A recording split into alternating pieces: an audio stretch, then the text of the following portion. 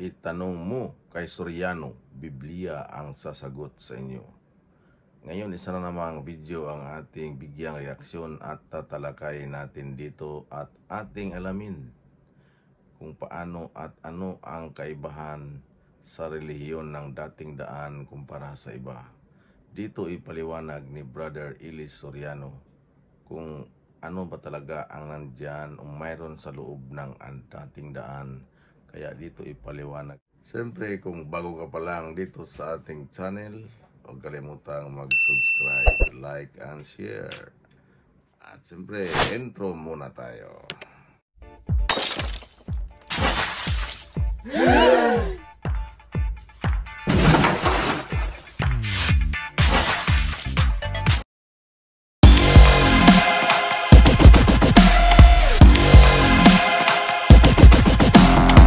At sa Calasiao, Pangasinan naman tayo, si kapatid na Rick Erese at kapatid na Lito Quezon kasama natin mga panauhin.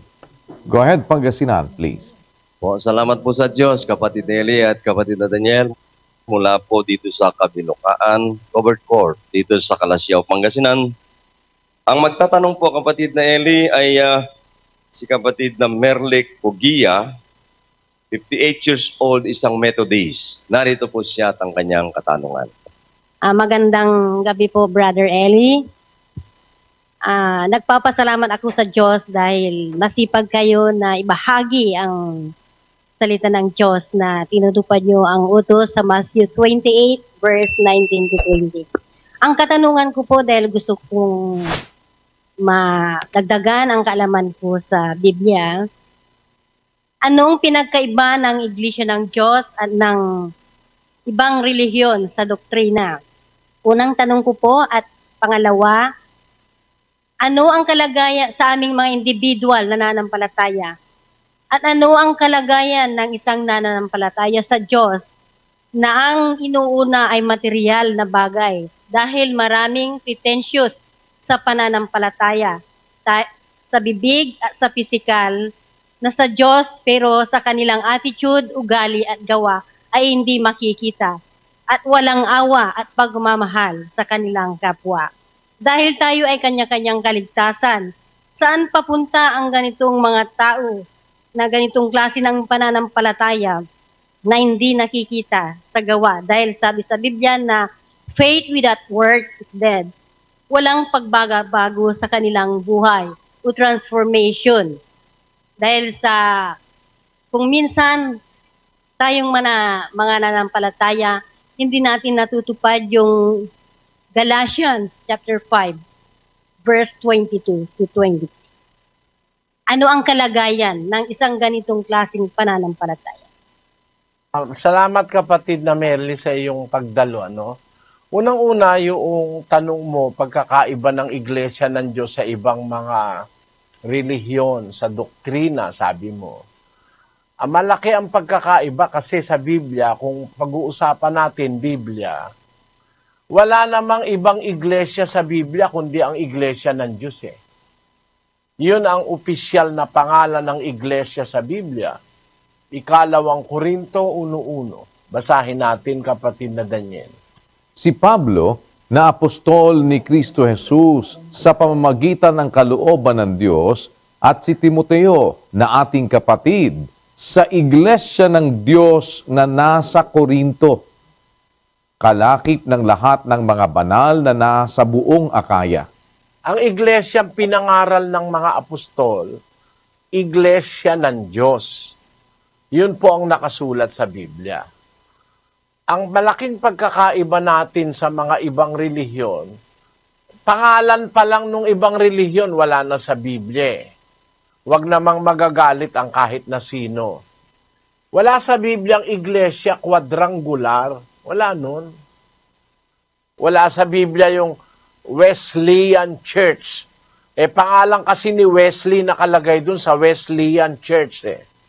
Yun namang isang church, pangalan din ng tao nakalagay, the Lutheran Church.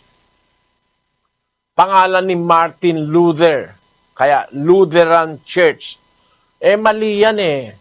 Dapat kasi ang sa Diyos talaga tinatawag sa pangalan ng Diyos. Basahin natin yung nakasulat sa Isaias 43:7. Bawat tinatawag sa aking pangalan at yaong aking nilikha ay sa aking kaluwalhatian.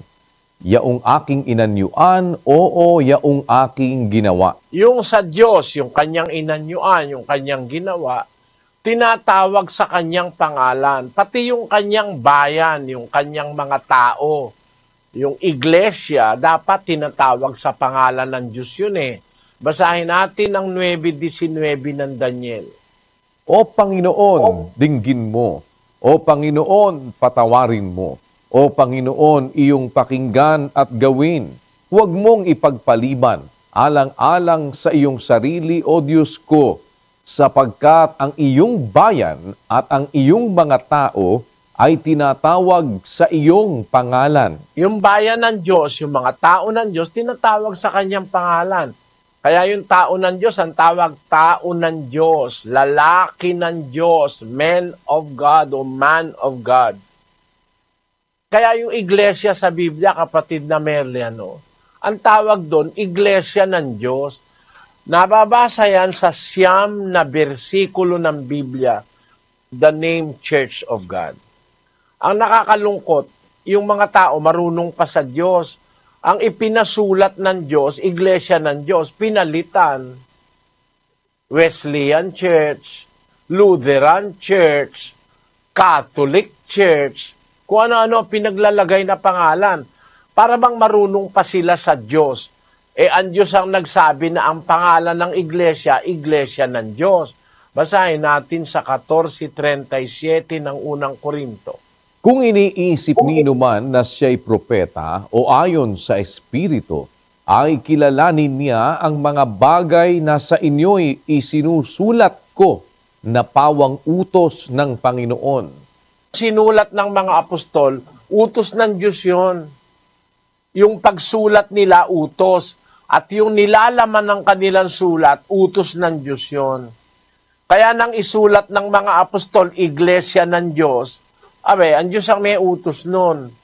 Pagkatapos ngayon, iglesia ng Diyos ang ipinasulat ng Diyos. Papalitan mo naman na iglesia Adventista del Septimo Dia. Mali. Yun ang aming pagkakaiba, kapatid. Isa sa pagkakaiba, ang aming sinusunod kung ano yung nakasulat sa Biblia, strictly. Hindi kami nagtuturo ng mahigit sa nasa Biblia. 4:6 ng unang Korinto. Ang mga bagay ngang ito, mga kapatid, ay inianyo ko sa halimbawa sa aking sarili at kay Apolos dahil sa inyo, upang sa amin ay mga tuto kayo na huwag magsihigit sa mga bagay na nangasusulat, upang ang sino man sa inyo ay huwag magpalalo ang isa laban sa iba. Sabi ng mga apostol, sa amin ay matuto kayo that you may learn in us. Learn in us, not beyond what was written. Matuto kayo sa amin, huwag magsihigit sa mga bagay na nangasusulat. Ayon. Kung ano yung nakasulat, yun ang dapat matutuhan. Kaya po kami, ang pagkakaiba namin sa lahat ng iglesia sa panahon natin, we strictly adhere to what was written. Doon kami nasa nakasulat. Doktrina, pangalan, pagsasama-sama, paggawa ng kabutihan. Kung ano yung nakasulat, yun po ang aming sinusunod, kapatid. Halimbawa, sabi sa nakasulat, mangaral kayo, tinanggap nyo walang bayad, ibigay nyo walang bayad, sabi ng Panginoong Hesus.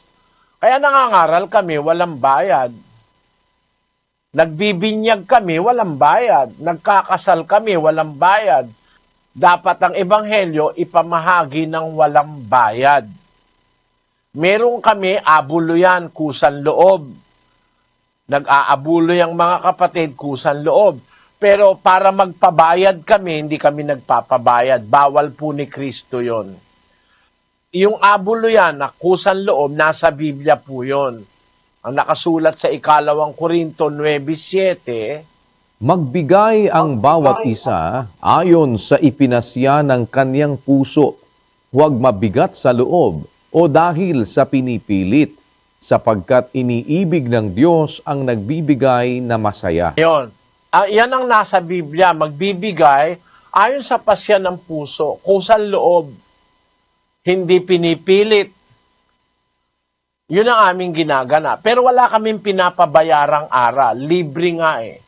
Ang sabi ni Kristo, ibigay niyong walang bayad, yung tinanggap niyong walang bayad. Bawal kasi ibenta yung katotohanan yung aral eh. 23:23. Bumili ka ng katotohanan at huwag mong ipagbili. Oo, karunungan at turo at pag-uunawa. Yan turo, yang aral, yang karunungang ukol sa Diyos. Yung pagkaunawa, bawal ibenta yan. Huwag mong ipagbibili, sabi ng Diyos. Ngayon po, binyag may presyo eh. May presyo, lalo na pag espesyal. May presyo. Pagka-espesyal na kasal, sa malalaking hotel, malaki presyo nun. Ganon, sa mga katedral, malaki presyo nun. Bawal po ng Diyos yun, kapatid. Kasi kami, kung alin yung nakasulat, yun ang aming sinusunod. Miski sa pagkain, kung ano yung kakainin namin, yung nakasulat sa Biblia na iniuutos ng Diyos. Halimbawa, yung damit, kung ano yung utos ng Diyos na pagdadamit, yun ang dinadamit ng mga kaanib sa iglesia. Hindi pwede yung kahit ano na lang na napakahahalay na mga damit, kagaya nung nauuso ngayon. Isang dangkal na lang ang shorts ng babae, labas na ang singit, labas pa yung panty. Masama yun, mahalay sa Diyos yun eh. Nakakapagdulot kasi yun ng interes sa mga lalaki pagka ang babae ganun ang itsura.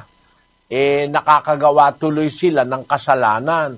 Dahil ang sabi doon sa 5:28 ni Mateo, Datapwat sinasabi ko sa inyo, na ang bawat tumingin sa isang babae na taglay ang masamang hangad ay nagkakasala na ng pangangalo niya sa kanyang puso. titingin ka pa lang sa babae dahil meron kang masamang hangad, nagkakasala ka tuloy ng pangangalo niya sa puso. Kahit hindi mo pa siya nahihipo, hindi mo pa hinahalikan, nagkakasala ka na, sabi ni Kristo. Kasi merong mga babae, ganun kung magdamit eh. Para bang nag-aanyaya talaga na tignan siya at pagnasaan. Kasi dinidisplay niya na buong katawan. Sa amin po, kung alin yung nakasulat na kung paano magdadamit, sabi ng Biblia, mahinhing damit, matimtiman at mahinahon. Ganun ang aming itinuturo. Walang lagpas, walang sobra. Kung ano yung nasa Biblia. Yun po ang sagot ko dun sa inyong tanong, ano ang pagkakaiba namin sa ibang relihiyon? Tungkol sa doktrina, magkaiba nga po kasi yun sa amin, purely biblical. Tingnan nyo kung sumasagot ako, laging na binabasa ko sa Biblia.